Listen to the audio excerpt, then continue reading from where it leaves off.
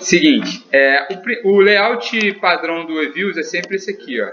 Então, se vocês sempre quiserem resetar o seu layout padrão, é só vir aqui, ó, Windows, Reset Window Layout, ok. Aí ele deixa nesse padrãozinho que vocês estão abrindo.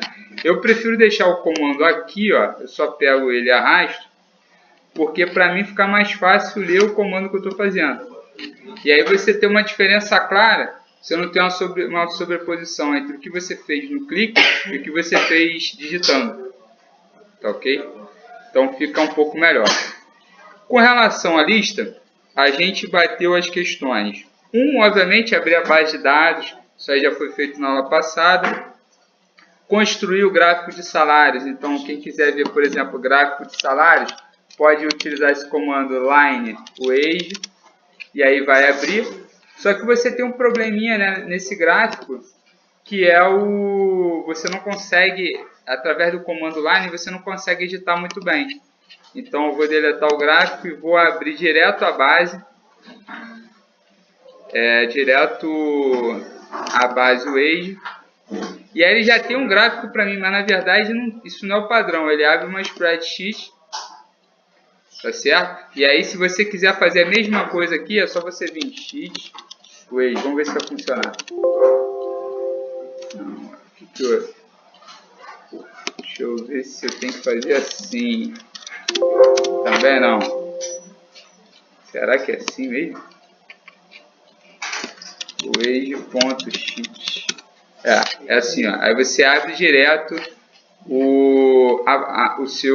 a sua série dos salários. E aí você vem em Graph. E aí eu plotei a distribuição, porque como a gente tem dados do tipo cross-section, não faz o menor sentido você plotar o gráfico do salário no indivíduo. Sempre quando você olha para o indivíduo, você tem que olhar a distribuição. Então, quando você tem esse gráfico aqui, ó, é o que os malucos querem olhar para um gráfico e tentar identificar alguma coisa. Dá para identificar? Nada. Não sabe nem o que está acontecendo. Então, a primeira forma de tratar os dados é você fazer um histograma para verificar como estão os dados. Mas o gráfico disso daí é bom, porque dá para perceber que a minha amostra é realmente aleatória, né? Ah, sim, isso aí. Também é uma coisa bacana, porque não existe uma concentração dos dados só em alguns pontos, né? Isso que você está, por exemplo, todo mundo com um salário parecido. Ele colocou importante. E se você reparar, ele não tem um comportamento normal também, né? Se fosse uma variável aleatória normal, ela seria simétrica em relação à mediana também. Ela é assimétrica em relação à mediana e também à média, né? Que a média dos salários deve ser alguma coisa aqui, né? Vou pedir até para ele plotar a média aqui, para ver se ele plota para mim. View, Graph. E aqui eu vou pedir para ele adicionar elementos. Então, vou botar a média aqui. Não, ele plotou a média. Eu não queria que ele plotasse só a média. Pô, tem que adicionar elementos. Então, os dados crus. E aí eu vou pedir para ele...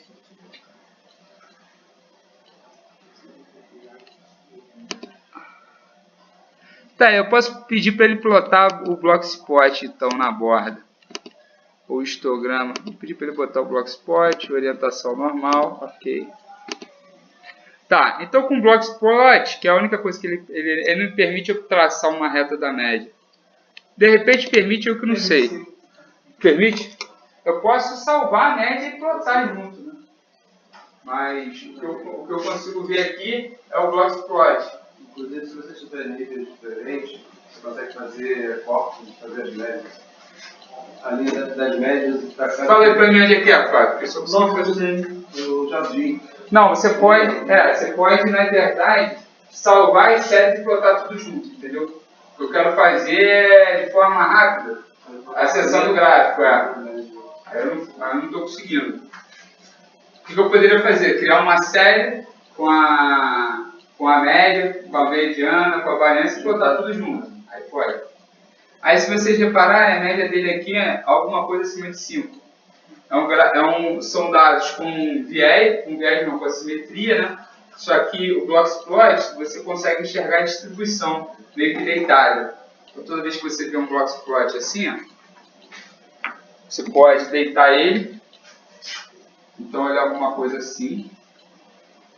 Ele é assimétrico, né? Com a média um pouco à direita e aqui a mediana. Então aqui é quartil 1, quartil 2, quartil 3, a média. E aí como é que são esses dados? Os dados são assim, né? Então claramente não normal. Se é normal é uma distribuição simétrica, então se fosse anormal teria um box plot assim, com a média igual a mediana. E aí você, provavelmente, isso aqui está mais parecido com uma π quadrada do que com uma... Isso aqui está mais parecido com uma π quadrada do que com uma normal. E aí isso aí é o que o... Qual é o teu nome mesmo? Daniel. O Daniel falou, ó, você consegue ver se os salários são aleatórios. E você não tem tantas observações assim para você estar trabalhando em cima da lei dos grandes números. Você teria que ir trabalhando pelo menos acima de 30 mil, 20 mil, coisa nesse sentido. Então, você tem dados aleatórios, mas ainda você não tem como garantir uma convergência da distribuição dos dados para o normal.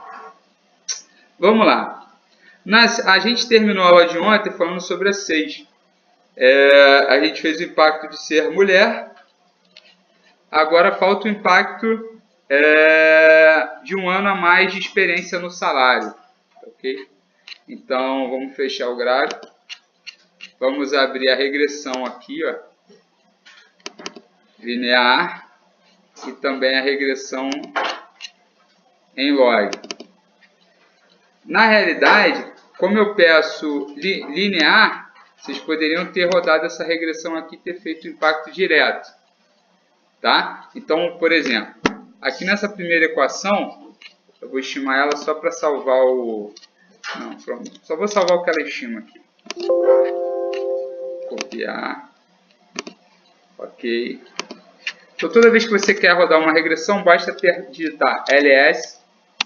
A primeira variável vai ser a variável dependente, as demais as variáveis independentes. Aqui, ó, tá vendo? Ele fez exatamente isso, só que o que ele coloca antes é o nome do seu objeto. Tá? Então ele botou equation underline link, que é o que eu nomeei o meu objeto. Se você não quiser dar um nome de cara, você faz só esse comando aqui, ó, ls wage. E aí o que acontece? O que você tinha antes, você vai ter essa equação aqui, ó. Você pode eu já tenho essa equação, ou você pode botar o log do age. Fazer de novo a mesma equação. Então você que tem aqui os dois resultados. Obviamente, como é uma estimação, os betas não vão dar exatamente igual em termos de interpretações de impacto, mas deveriam dar. Ok? Então vamos ver o último item então, da lista, que é o impacto dos salários. Desculpa, o impacto de um ano a mais de experiência no salário. Isso aqui foi a explicação sobre o salário da mulher. Então vamos lá. Qual é o beta no modelo linear? O beta da educação. Você tem apenas 0,522, né, o beta 4, estimado. 0,5229. E no modelo linear, isso aqui é no modelo linear. E no modelo log, quem é o beta 4? 0,0789. 0,0789. Então, o que significa isso? Aqui, o impacto direto de um ano a mais de educação é quanto? A cada ano ele aumenta o salário em 52 centavos e 29, 52 centavos de dólar por hora. Aqui você tem um efeito do quê? Percentual. Você aumenta o salário em 7%. Então, para você recalcular esse efeito direto nos salários, você teria que elevar esse beta a exponencial. Dá quanto? Então é uma coisa parecida. 1,08. 1,08. 1, isso tudo? Aqui, depois 1,08. Então note que você tem uma boa diferença entre os efeitos quando você quer calcular o efeito em log e o efeito no modelo linear. A ideia é o seguinte: como aqui você quer calcular a variação percentual, se você quer saber a variação percentual em termos de salários, e aí você quer ver o efeito na variação percentual em relação a uma determinada característica, uma característica XY, o ideal é que você calcule isso através da onde? Do log do salário. Tá ok? Porque a única coisa que você vai ter é a variação de salários, tudo isso dividido pelo salário, então vai dar a variação percentual. A conta eu fiz aqui, ó. Tá vendo? Então você vai dividir pelo salário, então isso aqui vai representar a variação percentual. Então, se você quer calcular a variação percentual, coloca em termos de log. Se você quer saber o impacto linear, coloque em termos do modelo linear. Então, assim, os objetivos de como você quer interpretar importam também na hora de você fazer a sua especificação. Então, não é só uma coisa fria de estatística, não. A sua leitura fica mais fácil na medida que você coaduna a sua especificação ao seu objetivo. Eu acredito que na discussão por salário, uma discussão percentual até seja melhor.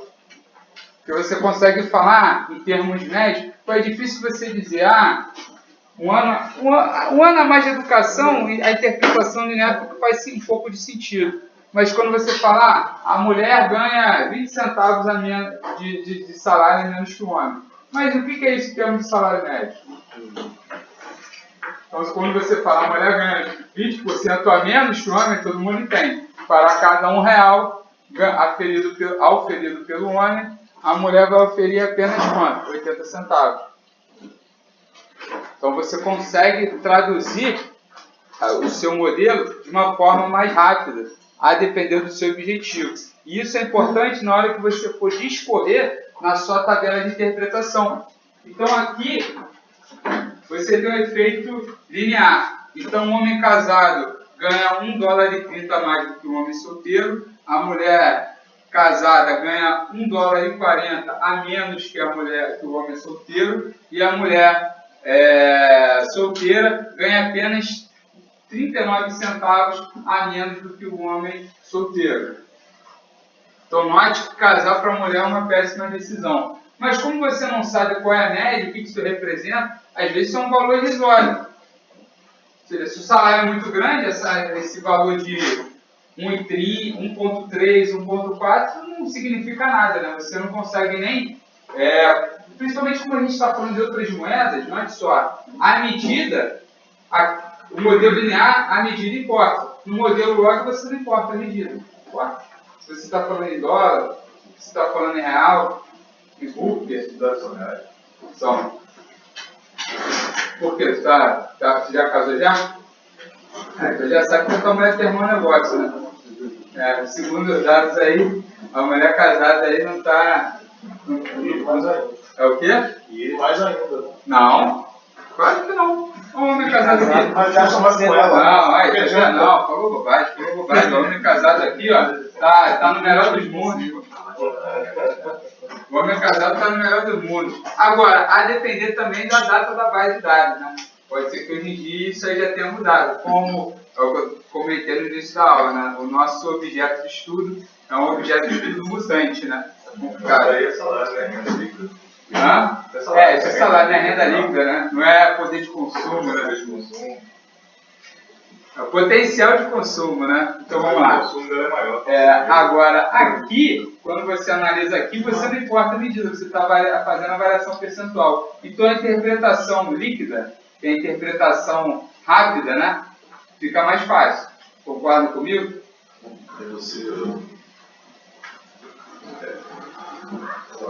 Pode falar, Jorge.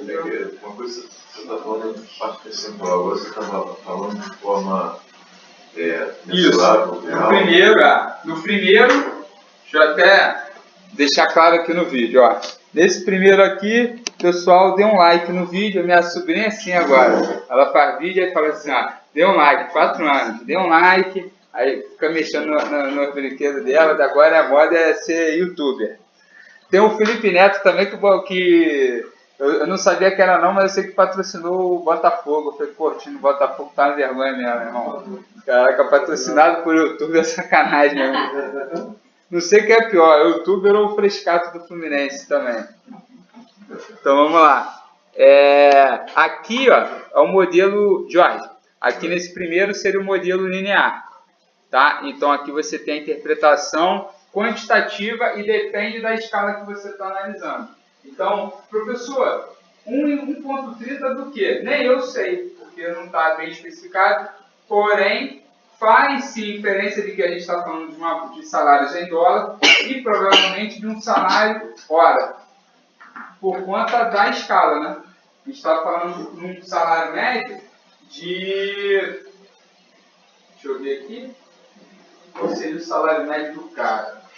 O salário médio do cara, ele já começa no negativo, né? Porque é o cara analfabeto aqui, ó. O cara analfabeto, sem nenhuma instrução, então ele começa com um salário negativo. Professor, mas salário não pode ser negativo. Concordo com você. Mas note que a minha modelagem é a partir de uma distribuição normal. A distribuição normal não tem limite inferior e limite superior. Então você teria que, para você controlar essa questão, você deveria trabalhar com outros tipos de modelos. Se você acredita que o salário não possa ser negativo. Por quê? A sua massa de dados é assim, né? É que nem no peso, lembra? Quando a gente fez a brincadeira do peso e da altura, o cara com altura zero teria peso negativo, talvez. Então você tem a massa de dados de salários assim, né? Aí quando você vai calcular o intercept, você calcula o intercept aqui, ó. Vai dar negativo. Mas o que você quer analisar é só isso aqui.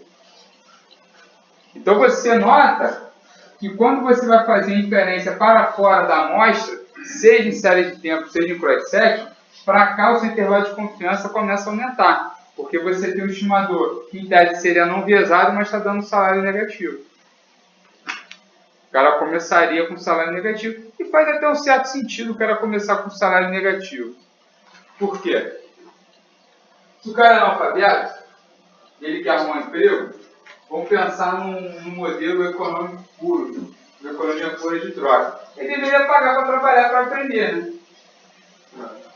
No estágio você ainda... Por isso que estágio você não é tão fácil conseguir. Porque mesmo um estágio não remunerado, o cara... Ele gera um custo, né? Porque ele é um infeliz ignorante que não sabe nada. Então, se ele estivesse no mercado, se você quisesse reduzir o desemprego, por exemplo, haveria empresas e empresas ofertando vagas de trabalho a salário negativo. Não fica gostando dessa ideia não, porque essa ideia não está gravada e vamos falar, o professor recomenda que trabalhador pague para trabalhar para reduzir o desemprego. Mas se isso fosse permitido, eu acredito, de fato, que o desemprego reduziria e você teria uma economia mais ajustável. Porque há pessoas que a produção do cara acabou, meu.